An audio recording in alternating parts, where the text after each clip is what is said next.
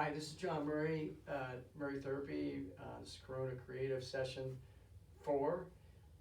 Hey, a lot of the kids that we see in the practice are all at home now. Everybody's a homeschool kid. And this is one of my favorite activities for kids for learning at home, especially our kids that are kind of busy, have a hard time sitting still, or just like to be in a little extra motion. It's called the Infinity Walk. At home, what you need, we just need like 2 objects, and we could use them like 3.5 feet apart, because we're gonna do this walk in between. We happen to be kind of gifted that I have this nice little mat here, and so we're gonna demonstrate here on the mat.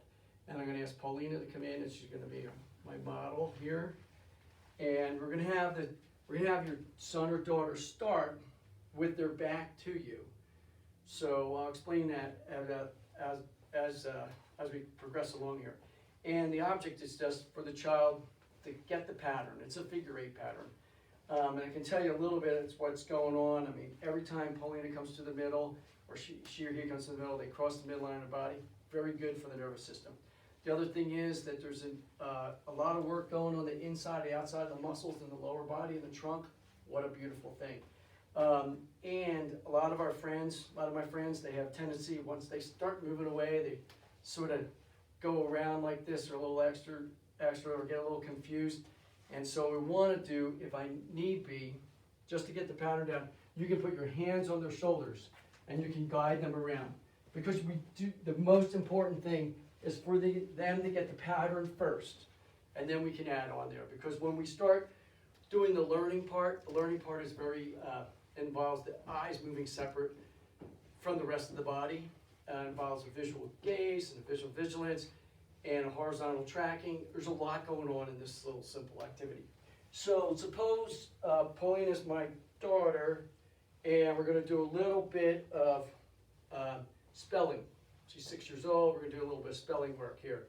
So, but you can also use kids as young as 4 and 5, sight words, sounds, pictures of animals. We can do almost anything with this pattern. So I'm going to say the first word, Paulina, is drink, and I'm going to say drink is. I'm going to say, Paulina, I want you to look at this as I spell it. And so she's listening with both her right ear and her left ear. Her eyes are tracking right across here for the picture. I say drink, and I say drink spelled D-R-I-N-K. Drink. Paulina, can you look at this and spell for me?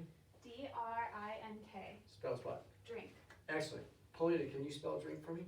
D-R-I-N-K. Excellent. Paulina, can you make up a sentence, use the word drink in it? I usually drink a Coca-Cola in the afternoon. Nice.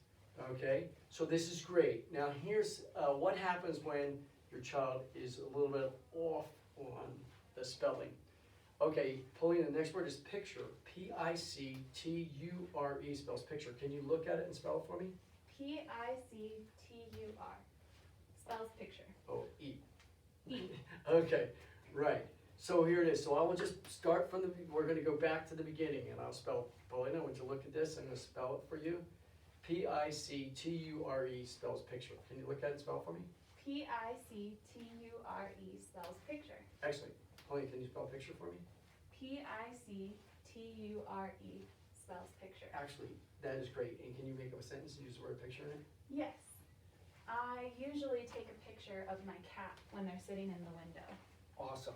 Okay, so that was this spelling thing. So I also want to know for our maths, here it is. So we can also do math facts. I have addition and I have multiplication here there. I do want everybody to see that I actually have the answer out, like 4 plus 6 equals 10. Because I want the visual system to see the answer. I want it to look at things as they progress from top to bottom, and what's happening. Can you stop for one second? This is what they're processing. So we got 4 plus 6 working on this huge visual range. Okay, up in there. Okay, Paulina, 4 plus 6 equals 10. Can you look at this and read it to me? 4 plus 6 equals 10. Excellent. Paulina, what's 6 plus 4? 10. What's 4 plus 6? 10. Okay, she's advanced. So I'm going to say, Paulina, what's 10 minus 4? 6. Paulina, what's 10 minus 6? 4. Excellent. So I just wanted to share with you that, you know, and if there was something that, she was an older child, she's third, fourth grade, she needs to memorize something, we can put that up on the wall, and that she can learn, she can just do it herself, kind of thing. I do want one other quick tidbit. If you're the stimulus, you're the person, and I start with my back to you, then as I go around the infinity walk, I will never lose sight of you, okay? I can keep a visual gaze on you. That's like level 1. Level 2 is I start looking at you, and as I go around, I have to I lose my focus for a minute, and I gotta turn, and I gotta get my visual gaze back on you. And it's a very common thing for parents, like, she didn't like it or he didn't like it. And that's because they need to start with their back to you. Doesn't matter whether you go right or left, because it's the infinity walk, they're all using it's the same motion. I hope you have some success with this. Let us know. Thank you very much for your attention.